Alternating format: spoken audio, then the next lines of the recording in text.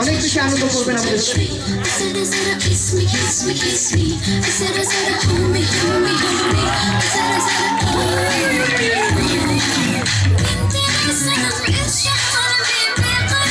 What is this? এটা কি? What is this? কি এটা?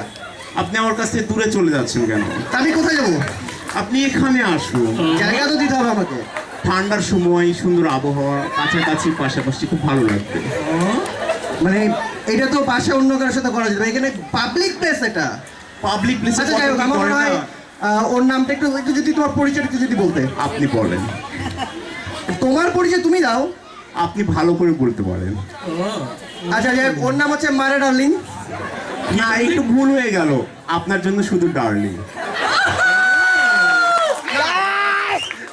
ওর নাম হচ্ছে মারে ডার্লিং এবং খুব ভালো মেয়ে। কি বললেন আপনি? ও সরি, ওর ছেলে, কিন্তু হাতে ওর না কেন? আসলে এবার আপনি বলেন যে অন্য মানুষ কি কারণে পড়ে? অন্য মানুষ, আমি কি কোনো মেয়েকে জিজ্ঞাসা করবো না কোনো ভাইয়াকে জিজ্ঞাসা করবো? না, আপনি বলবেন। আমি তো অন্য পড়ি না। আপনার অভিজ্ঞতা আছে। আচ্ছা, আমার জানা মতে আসলে মানুষ মেয়েরা ওড়না পরে লজ্জা নিবারণ করার জন্য, পর্দার জন্য, সেফটির জন্য। তাহলে কিন্তু আমার কি সেফটির দরকার, তাই আমি হাতে নিয়ে ঘুরে বেড়াচ্ছি। আচ্ছা মানে ডার্লিং, আপনি হঠাৎ করে এখানে আসলেন কেন? আমি এখানে রাশিয়া কিংস প্লাস বিপিএল এর লোগো দেখে এসেছি। ও আচ্ছা, বিপিএল ঢাকাতে হওয়ার কি দরকার ছিল? আমরা তো ঘরে ঘরে বিপিএল করতে পারি। মানে বিপিএল আপনি বলতে চাচ্ছেন যদি ঘরে ঘরে হয় তাহলে প্লেয়ার গুলো তো সব আপনার ঘরে আসবে? হ্যাঁ, সবগুলা প্লেয়ার, 11টা সেলিব্রিটি। স্যার বলেন কত মজা। না, আসলে সেলিব্রিটির সাথে যদি আমি সেলফি তুলতে যাই তাহলে আমাকে লাইন ধরতে হয়, আর ঘরেই সেলিব্রিটি আছে, সেলফি তুলে তুলে খালি পোস্ট দিব। ও আচ্ছা, তাই এখানে অনেকে অনেক কিছু ভুলও বুঝতে পারে আর কি। ওই যে মানে ডার্লিং, আমরা পরে আবার কথা বলবো। টাইমিং মানে পরের পারফরমেন্সকে ডেকে নিন। জি নিঃসন্দেহে, আপনি একটু ডেকে নেন। নামটা যেন কি? হাসিবুল। ও দর্শক, এবারে আমাদের পারফর্মার আসছে হাসিবুল ফ্রম ওকে থেকেই দিয়ে দিবেন।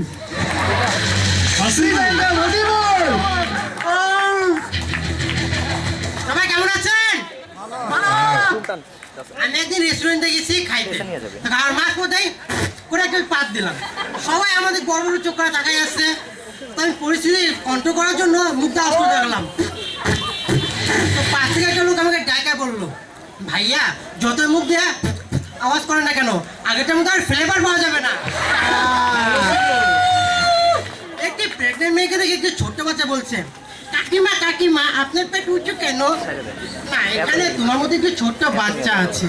ও আচ্ছা, বাচ্চাটা কি খুব দুষ্ট ছিল? আরে না, ও তো খুব লক্ষ্মী। আচ্ছা, তাহলে ওকে আপনি খেয়ে ফেলেছেন কেন? আমাদের তানিম ভাইয়া রাশি কমিটি ক্লাবের একজনই ভুদাই। তো সে এত বোকা এত বোকা এত বোকা যে সে টিভির উপর বসে সোফাটাকে দেখে। আমার লতাপুর বয়ফ্রেন্ড জামা খুলে রোদে এভাবে দাঁড়ায় আসছে। লতাপু যা বলছে, কি ব্যাপার তুমি এভাবে দাঁড়িয়ে আছো কেন? লতাপু বয়ফ্রেন্ড বলছে, আরে গাধা, আমি ঘামে গেছি তো তাই রোদে ঘাম শুকাচ্ছি। তো সিএনজিতে করে আমাদের নাইট ভাইয়ার লিজাপুর ডেটিং এ বাইর হয়েছে। তো ড্রাইভার তার লুকিং গ্লাসে ঠিক করছে, এটা দেখে নাইট ভাই খেপে যায়, বলছে, আরাম দাদা তুই আইনে যে আমার প্রেমিকাকে দেখোস, যা পিছে যা বস, সিএনজি আমি চালাবো। আমি তো লতাপু ডাক্তারের কাছে গেছে চেক আপ করাইতে। তো চেক আপ সব করানোর পর ডাক্তার বললো, কি ব্যাপার আপনার 2 কেজি ওজন কম কেন? তো লতাপু বললো, আরে আজকে আমি মেকআপ করি নাই তাই। আমাদের শাইন ভাই একটু মঞ্চে আসবেন প্লিজ।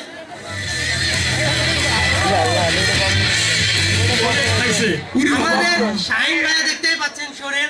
তো তাকে সে একদিন এক হোটেলে উঠেছে, হোটেলে ওঠার পর অনেক চাপ হয়েছে, সে বাথরুমে গেছে। তো বাথরুমে যাওয়ার পর সেটা ছিল ইংলিশ কমোড। তারপরে সে অনেক ভয়ে ভয়ে কমোডে বসলো। তারপরে কমোড থেকে আওয়াজ আসছে, ভাই এবার উঠেন, আমাদের কিছু হবে না, আপনার জামা কাপড় নষ্ট হবে।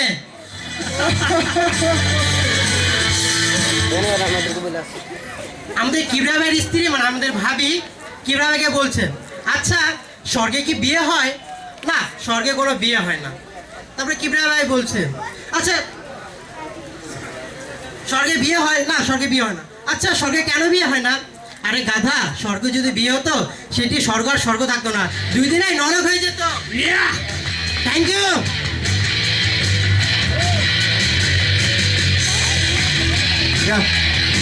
কেমন ছিল পারফরমেন্স?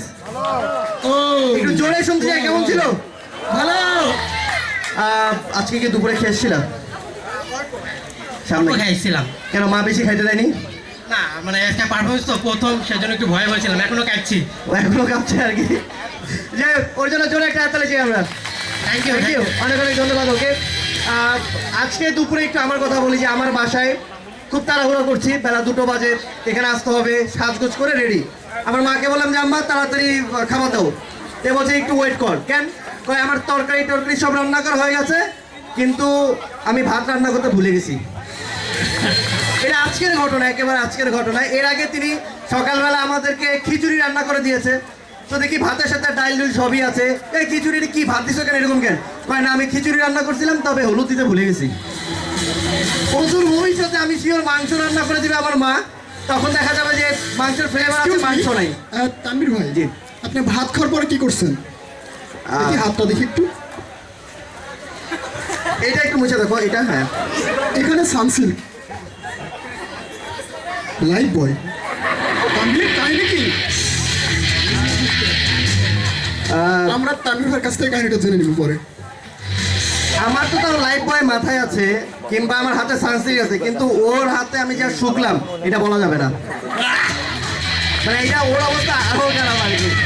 যাই হোক, আপনারা সবাই আমাদের ফেসবুক গ্রুপে জয়েন করবেন, facebook.com/group/RAJCCLUB এই অ্যাড্রেসে গিয়ে আপনারা এখনই জয়েন করতে পারেন। আমরা একটু ধন্যবাদ জানাতে চাই আমাদের রেডিও পার্টনার রেডিও পদ্মাকে। রেডিও পদ্মাদের জন্য একটা হাততালি।